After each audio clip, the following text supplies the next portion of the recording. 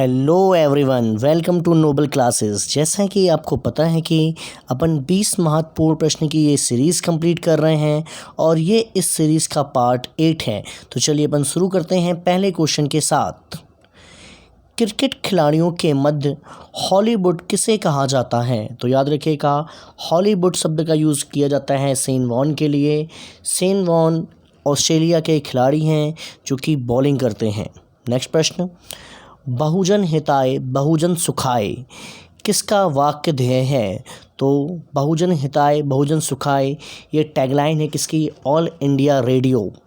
All India radio की tagline है बहुजन हिताय बहुजन सुखाय। ऑल इंडिया रेडियो, आप याद रखें कि रेडियो की जो शुरुआत हुई थी वो हुई थी 1927 से। तो रेडियो की शुरुआत हुई 1927, जबकि रेडियो का नाम चेंज कर बाद में ऑल इंडिया रेडियो कर दिया गया। ये कब किया गया था? 1936 में किया गया था। तो याद रखिए, रेडियो 1927, ऑल इंडिया रेडियो 1936, और इसका हेडक्वार्टर देखने को मिलता है कहाँ पर? दिल्ली में। नेक्स्ट प्रश्न, विश्व कवि के उपनाम से किन्हें जाना जाता है? तो विश्व कवि के उपनाम से जाना जाता है रविन्द्रनाथ टैगोर जी को। और रविन्द्रनाथ टैगोर वही व्यक्ति हैं जिन्हें भारत में सबसे पहला नोबेल अवार्ड मिला था।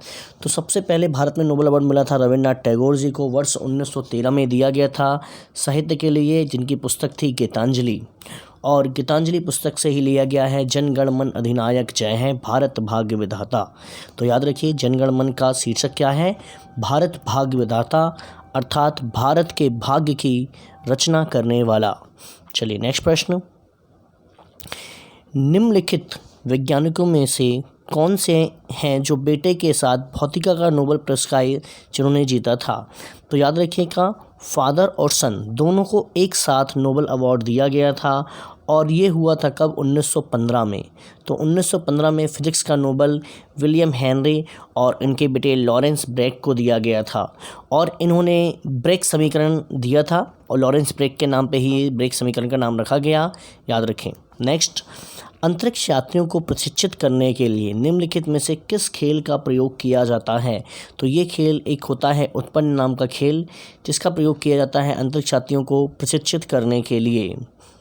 नेक्स्ट, मतदाताओं को जागरूकता लाने के उद्देश्य से चुनाव आयोग निम्नलिखित में से किस दिन राष्ट्रीय मतदाता दिवस घोषित किया है?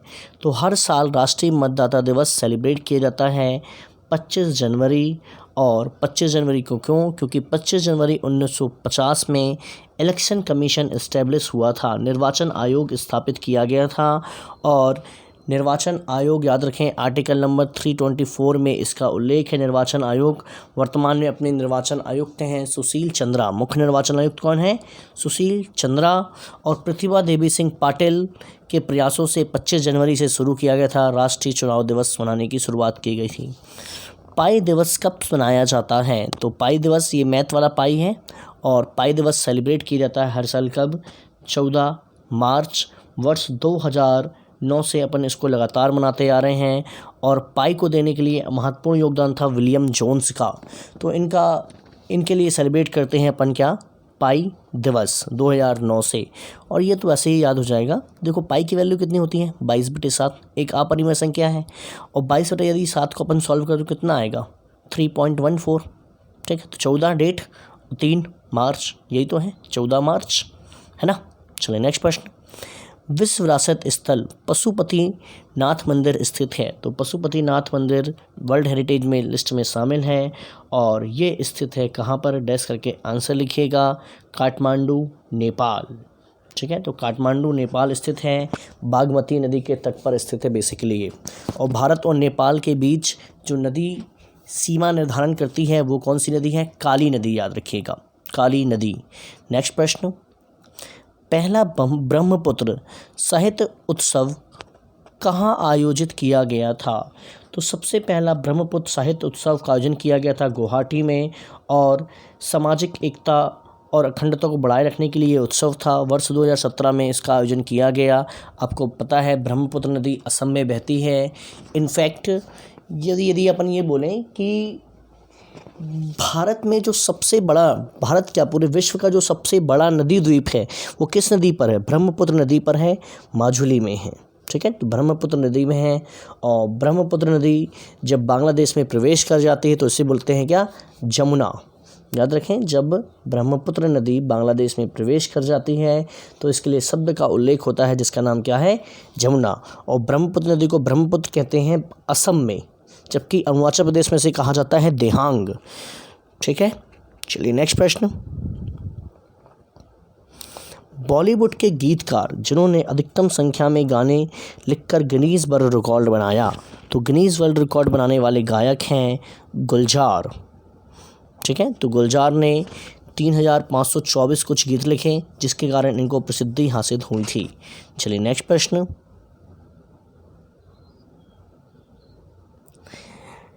मैक ओएस ऑपरेटिंग सिस्टम किसके द्वारा विकसित किया गया था? तो ये एक ऑपरेटिंग सिस्टम है, ये स्थापित किया गया था एप्पल के द्वारा।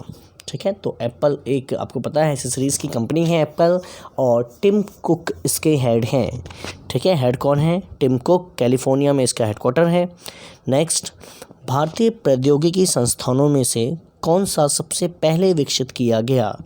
तो याद रखें, इन प्रौद्योगिकी संस्थान में जो सबसे पहले विकसित किया गया था वो था आईआईटी खड़गपुर। आईआईटी खड़गपुर। ठीक है, आईआईटी खड़गपुर पश्चिम बंगाल में पड़ता है। 1951 में इसकी इस्टेब्लिशमेंट हुई थी। ठीक, अब देखिए क्या है, इसमें ऑप्शन नहीं दिया हुआ है, क्योंकि यदि आपको ऑप्शन होता है रुड़की, आईआईटी रुड़की, तो भारत का सबसे पुराना आईआईटी कौन सा है? आईआईटी रुड़की, जो 1871 से काम कर रहा है।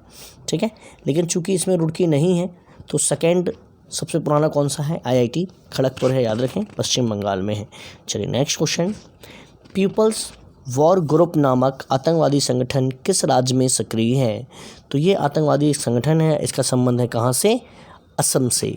ठीक है, तो असम में एक व्यक्ति थे कोडापल्ली सीतारमैया। तो कोडापल्ली सीतारमैया के प्रयासों से पीपल्स वॉर ग्रुप नामक एक आतंकवादी संगठन सक्रिय हुआ था।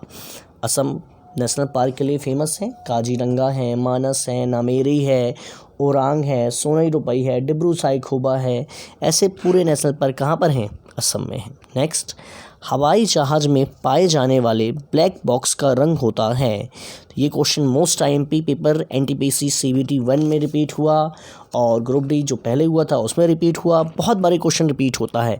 तो हवाई जहाज़ में एक ब्लैक बॉक्स रखा होता है, एक्चुअल में इसका रंग होता है किस रंग का? नारंगी रंग का होता है। और ये जो बॉक्स होता है टाइटेनियम धातु से मिलकर बना होता है। तो याद रखें, हवाई जहाज़ में जो ब्लैक बॉक्स होता है, रंग होता है ऑरेंज या नारंगी, और ये किससे बना होता है? टाइटेनियम धातु से बना होता है।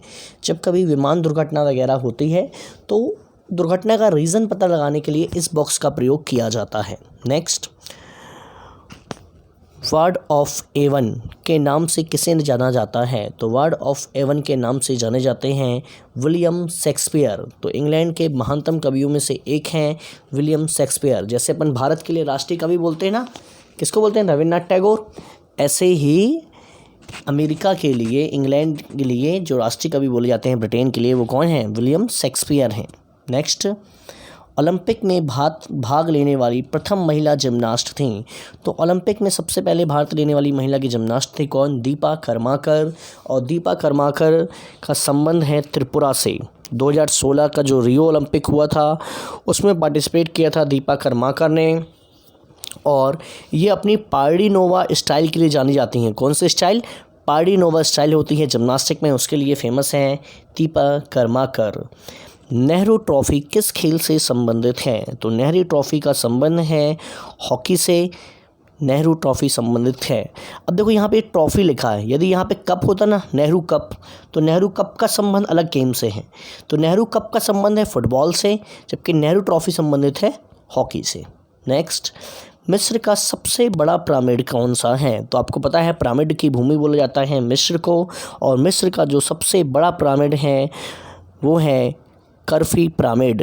तो कर्फी पिरामिड मिस्र का सबसे बड़ा पिरामिड है, और साथ ही साथ विश्व का सबसे ऊंचा पिरामिड भी यही है।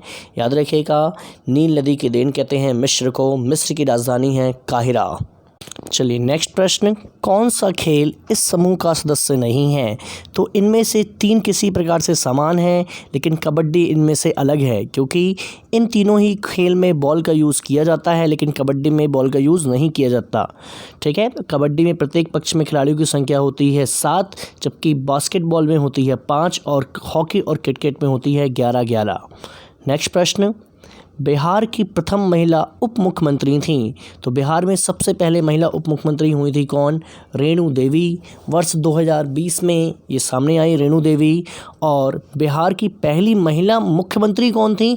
तो ये थी कौन? राबड़ी देवी। राबड़ी देवी लालू प्रसाद यादव जी की मिसेस, याद रखें। और पूरे भारत में प्रथम महिला मुख्यमंत्री कौन थी? सुचेता कृपलानी, जो कि उत्तर प्रदेश की मुख्यमंत्री थीं। Thanks for watching Noble Classes. आप इसके डिस्क्रिप्शन में जाकर इस वीडियो की PDF डाउनलोड कर सकते हैं।